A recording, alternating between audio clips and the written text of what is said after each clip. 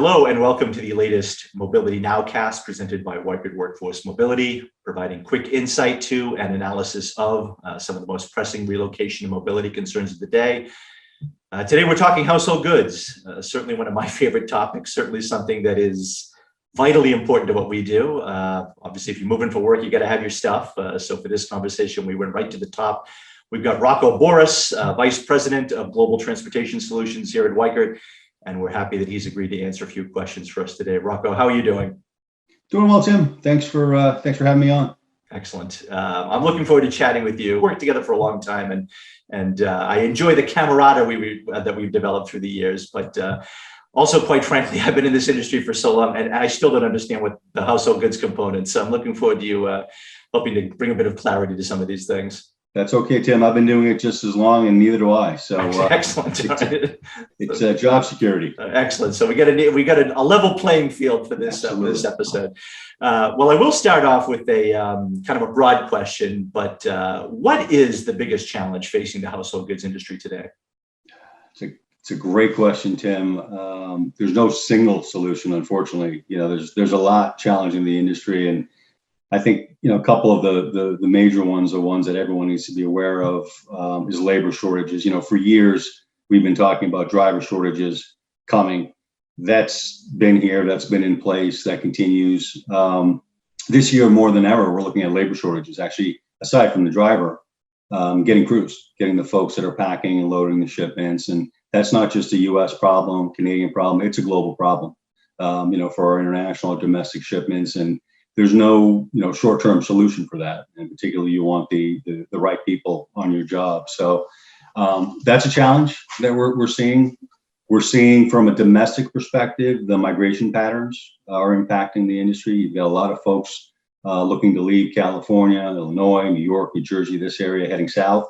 So you have a lot of volume heading that way, not a lot of volume coming back. That makes it difficult for drivers and positioning and crews and things like that.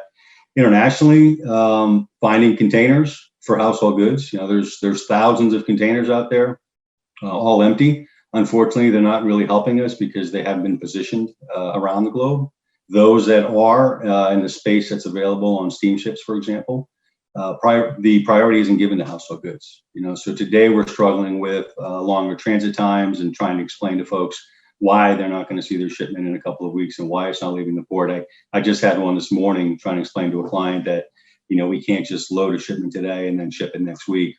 There's a lot of planning that goes into that. So I grouped that into a general issue with capacity. There's a lot of moves that have been waiting, the 2020, I should say. We had a lot of pent up demand, national account volume, moves that were put on hold. Those are now starting to take place. You have a lot of customers moving on their own, COD moves, so that volume is up. And then also the DoD, the Department of Defense here in the US, is starting to move people, and there's only limited amount of capacity to move all those people at the same time. The one thing I've been doing this, well, you said for me, 25 plus years, and this is the first year that I've heard storage capacity is an issue. Movers typically love, storage because it's warehouse space, it's revenue for them. That is hard to find these days because of the real estate market here in the U.S. People are selling their homes. They can't find a home. They have to put their goods into storage until they do. So that's creating an additional layer of challenges. So I could go on and on for probably another half hour. I won't. The last one, and probably critical to everyone, is increased costs. That's the other challenge that we're facing as an industry.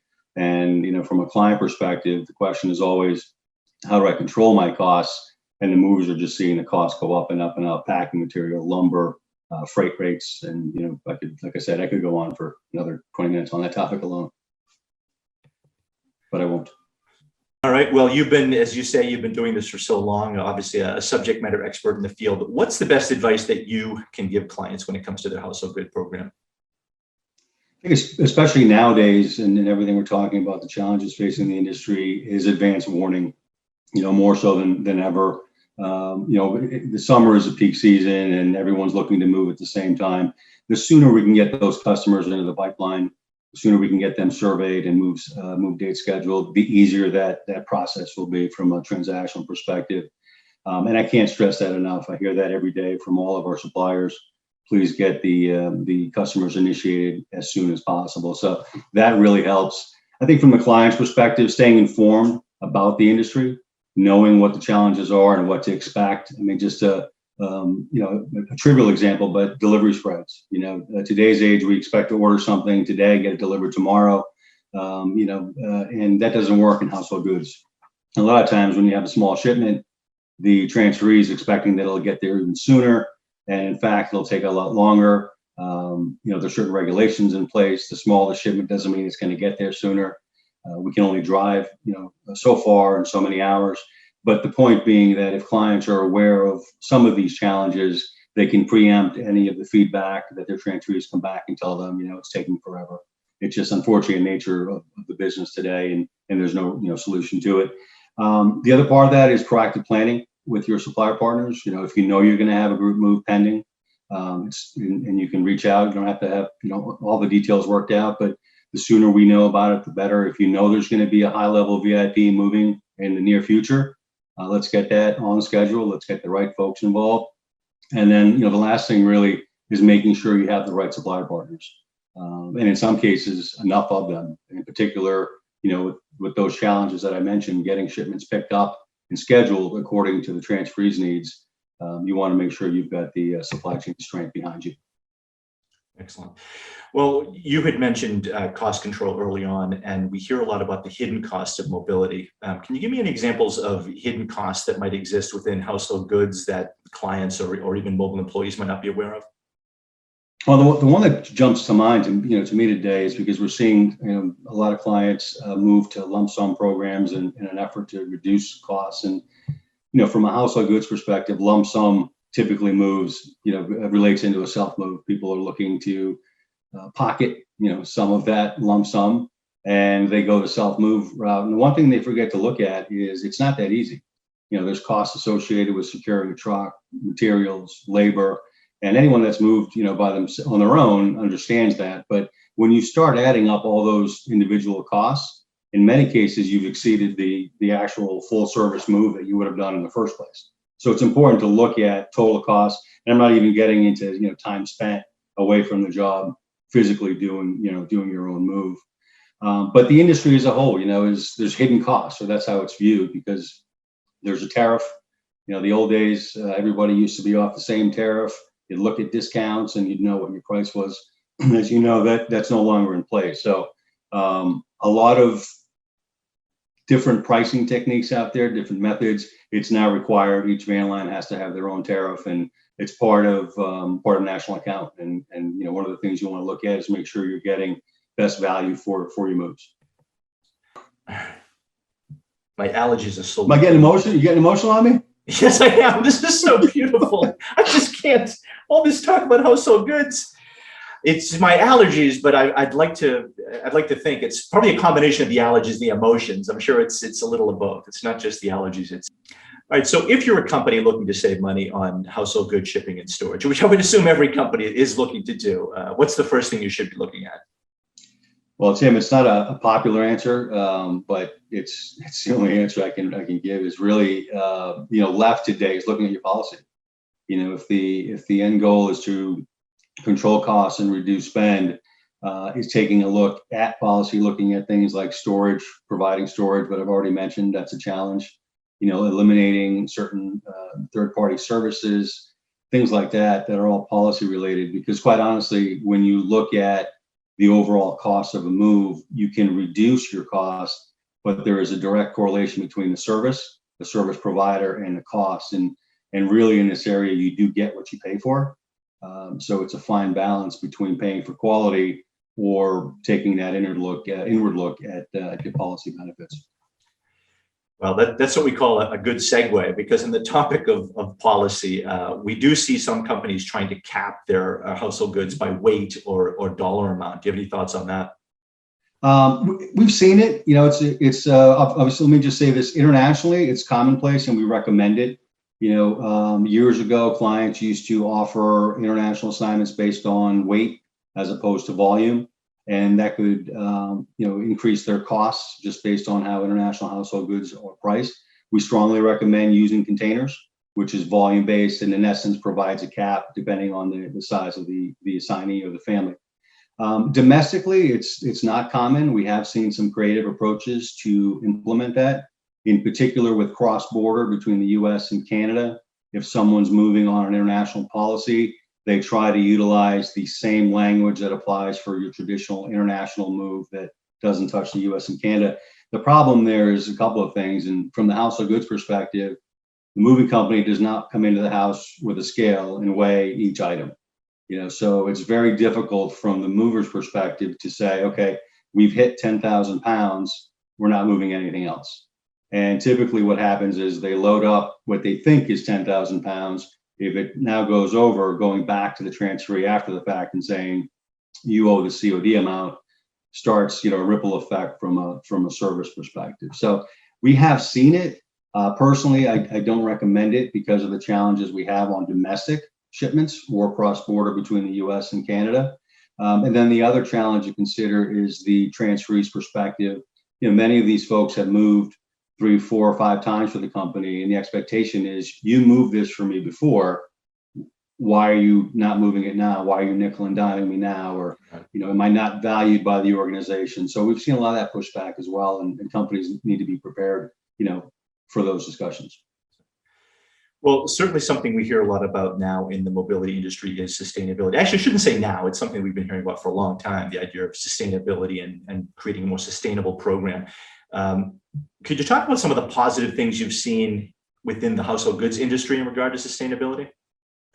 Yeah, it's a great question, and a tough one, quite honestly, because if anyone that's moved or anyone that's seen a move knows the amount of material that is used and has to be used, packing material, paper, tape. Otherwise, we're going to have damages and things like that. Obviously, most shipments are moved, if not all, with some sort of diesel-powered equipment. So there's a lot of things that go into household goods that we can't control but can't eliminate. So from an industry perspective, I think the most advantageous is recycling that material. Most, if not all, of the packing material that you see in a job is brought back to the warehouse and recycled, or in other cases, given to customers that are moving on their own at no charge. So those cartons are being utilized.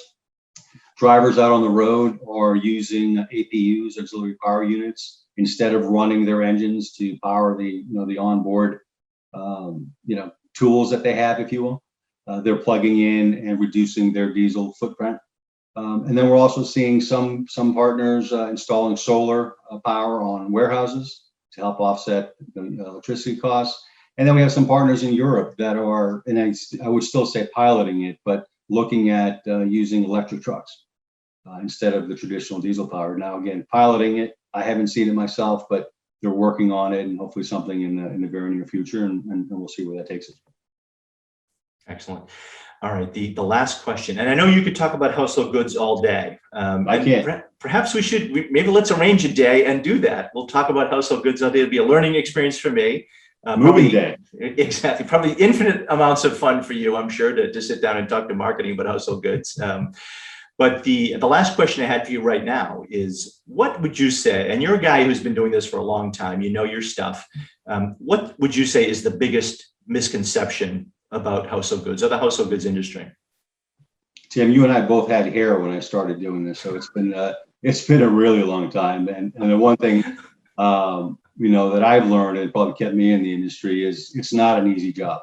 A lot of folks look at it and say, it's almost an afterthought in the entire mobility process. Is they just expect their things to get there, and it's a difficult job, more so today than ever. I mentioned some of the challenges that are out there. I've also mentioned, folks, that if you've packed and loaded yourself, you know what goes into that. It's not easy.